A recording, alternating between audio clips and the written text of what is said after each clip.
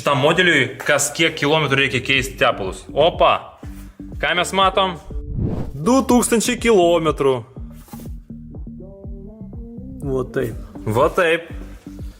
Tai kas ten sako, ai, nekeisiu aš tepalo, davai po 20 ar 40 tūkstančių, tai turėkit omeny.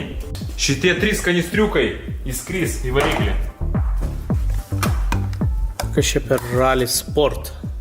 Rally Sport, mesgi raliuosim su šitą tačką. Andrėjus ralistas? Tikrai taip.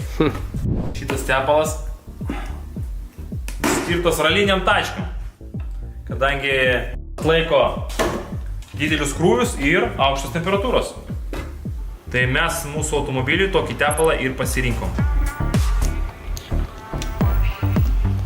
Gražiai, su leikute. Tik įdomu, kiek kantrybės užteks.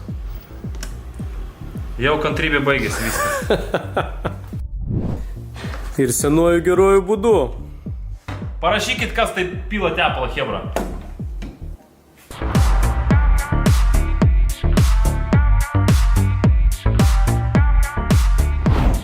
Gerai, bet mes dar papildomai įpilsim paskui revitalizanto, tokį švirkštą visą. Nes šitas tepalas su revitalizantais, bet kadangi mes šitą tačką kankinsim, tai aš noriu apsaugoti tačką maksimaliai.